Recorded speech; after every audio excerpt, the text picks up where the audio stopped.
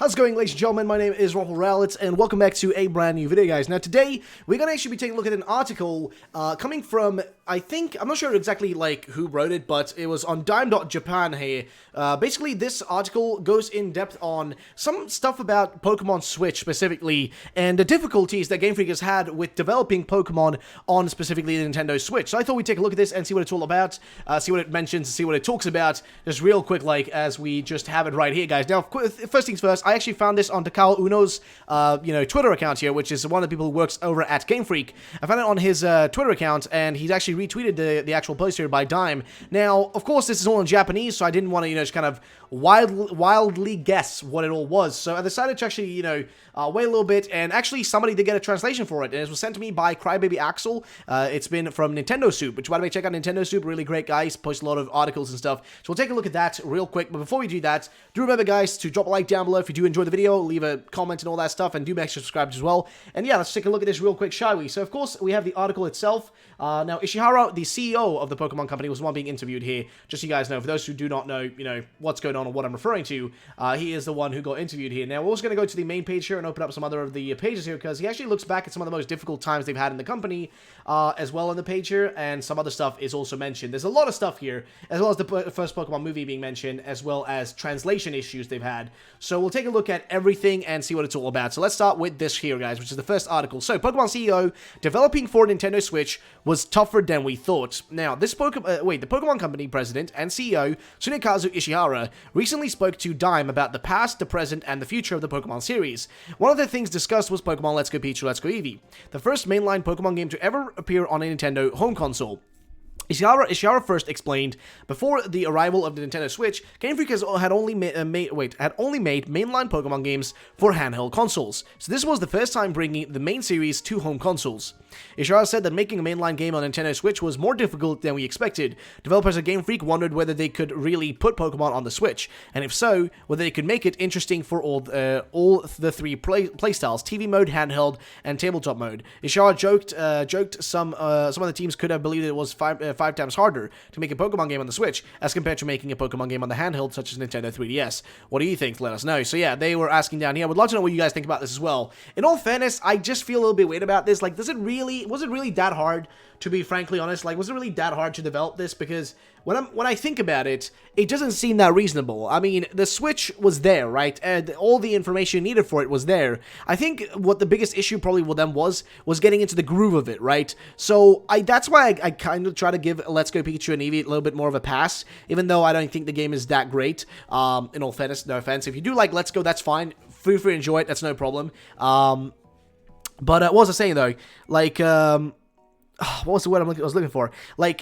The problem that I see is that Let's Go just was a little bit underdeveloped, lacking in features, lacking in content, but if it was simply just their test run of, making a Pokemon game, then I really hope that they can work, even better and use all their tools and all their knowledge to make a great Pokemon game with Generation 8. Now, will that be happening? Who knows? Will it be possible? Who knows? There's always going to be people hating, one Pokemon generation more than the next one, and some people that will not like every single one of the games, which is totally fine, by the way. It's just how life, is and how stuff is. People don't like everything the same way. Now, the next article here is about the Pokemon CEO looking back at the most difficult time he had to face. Now, I thought it would be also interesting to take a look at here. Again, Dime has the full article here going through everything, but of course, it's this poorly translated Japanese through Google Translate, so it's not worth, not worth looking at it from the Japanese angle. But yeah, if you want to look at that and you know Japanese, definitely do so. This is also posted. Pokemon CEO looks back at the most difficult time he faced. In a recent interview Time, the Pokemon Company president Tsunekazu Ishihara discussed about the difficulty of developing for Nintendo Switch and the challenges he and his company faced in the early days of localizing Pokemon for the world. Another question Dime asked about the CEO was when he felt was the most difficult time for him and the company. Ishihara felt that 1996 was the most difficult time, as the Pokemon Company was starting many different projects at the same time. That year, Pokemon Red and Green became a huge hit in Japan, and it was 3 years before Pokemon Gold and Silver would release in Japan. It would also be the same year where the TV anime had begun. The Pokemon TCG started, and the movie started, and all sorts of projects launched. Amid the launch of the new projects, the development of Pokemon Gold and Silver was lagging behind. It was at the time where the CEO was losing his patience. The 3 years to Pokemon Gold and Silver's launch was a time where Ishihara's stamina and mental wellness was stretched to the very limit. What do you think? Let us know in the comments again. So, very interesting again, hearing this stuff, from a man and just another human, right? When you think about it, right? I complain about Pokemon all the time. I do, but at the end of the day, I love Pokemon, and I respect the people who make it, because, no matter how you twist it, no matter, how different Pokemon is from everything else, and how, whatever way you twist it in, it's still something that, there is love and passion behind it in one way or another. Yeah, sure, there are, Let's Go Beach, Let's Go Eevee can be considered a cash grab, sure, but there is always some level of love from the developers behind these games. Some love behind them is always there, and I think that, seeing, like, how much they must have struggled back in the day, especially with, like, launching Gold and Silver and taking such a long time in those 3 years there to get it out and going, and, how those games ended up being really good at the end of the day is truly just kind of a testament of, how well they can do when they are under high pressure. But that was back in, like, 20 years ago almost, or over 20 years ago. It was a long time ago. So the question is, how will that, fare well today? Like, do they have the same issue? Are they lagging behind again? Or are things in order now? And hopefully, they can give us a great product now that they at least have more time, more money, more resources, more people to help them out. I mean, they've got way more stuff to do, to handle this situation with. So I'm just curious, how are they doing that? And the next one here is actually talking about localization, which for anybody who doesn't know, 2019 Pokemon localization seems to be under the way right now, so this is actually really nice to see what this is about. So he says here, Pokemon CEO talks challenges of localizing Pokemon games in the early days. So Ishihara, CEO, the president of the Pokemon Company, recently spoke about the difficulty they faced when bringing the mainline Pokemon RPG to the Nintendo Switch. Ishihara also discussed the challenges the Pokemon Company faced when they were planning to bring the Pokemon games outside of Japan and to the rest of the world. As the company decided to localize the Pokemon franchise in the late 90s, they started to encounter lots of problems they did not expect to face, as the games and other projects were initially made in the mind for the Japanese audience. For example, there were technical issues, such as translating text from Japanese to English in Pokemon Red and Blue, the layouts for both English and Japanese were different, memory space required was different, and all sorts of other issues that required Nintendo and their partners to overhaul the game to accommodate localization in other countries or other languages.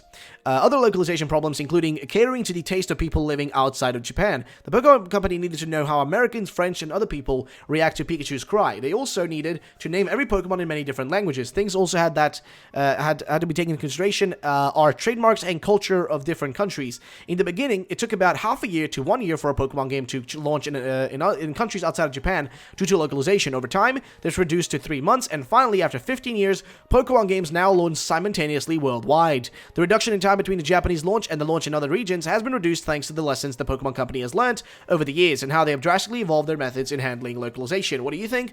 Let us know. So again, they're making improvements, but I'm hoping that those improvements will shine through even better and better. Now, I mean, of course, with translations, and again, I keep getting messages on my phone, with translations, we have seen the improvement, right? It's a very visible improvement. You can have different languages pretty easily in every game. There's no exclusivity between the games. So if you buy a game here, you can still play in English over there, you know what I mean? Like, it doesn't matter which one you own, you'll still be able to play the games, which is probably the best part about this whole thing. It doesn't seem like it's... How do I put this right? It doesn't really make a difference that will really affect anything, in a negative manner. Everything is still fine and works well. So...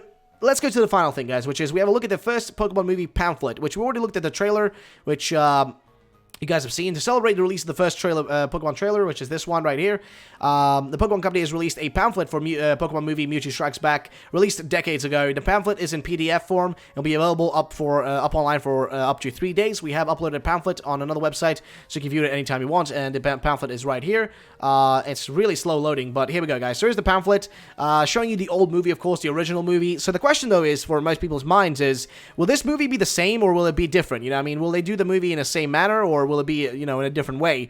Of course, this is from the original movie, which looks amazing, of course. Dude, this was one of my favorite Pokemon movies. Of course, Lugia movie, the Pokemon 2000 was still my favorite, but it looks amazing, though.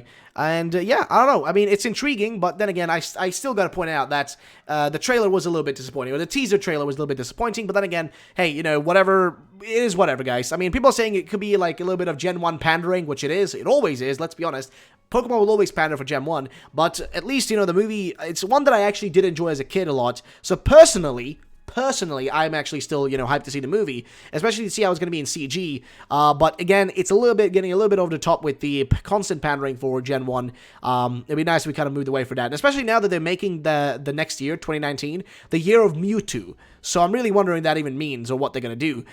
There is going to be some sort of connection to Gen 8 based on some merchandise leaks. There's going to be a Generation 8 connection there, so we'll see what that means. But again, guys, so apparently they're having struggles with developing for the Switch, but that was 2 years ago when they started developing on the Switch a long time ago. Let's Go Peach Let's Go Eevee was already made. That was made in 2 years. So I think they had struggles in the start when they started developing Gen 8, right? Which was before Let's Go. Gen 8's been development as, longer than Let's Go has. And Let's Go is a younger game because it was developed, started development earlier. Later in time. So I think Let's Go was kind of made with, just kind of 100 people real quick. We know 100 people worked on it. So they probably took people in a company that could just simply work on something and let the kind of, the old developers, the veterans, right? The veterans are working on Gen 8. The other ones, the younger ones, worked on Let's Go Pikachu, Let's Go Eevee, right? The younger ones were the ones to do that, and that's why there were only 100 of them to make Let's Go, while the other ones, all the other developers, and the veterans specifically, are working on Generation 8 to get that done for us. So, I don't know, guys, let me know in the comment section down below what do you guys think about that. Does that make you excited? Does it make you worried that they, are struggling with it? Let me know in the comment section down below. Thank you so much for watching. My name's EwinRacing. Have yourselves a great day, and I'll see you next time, ladies and gentlemen. Have a happy new year, and bye-bye.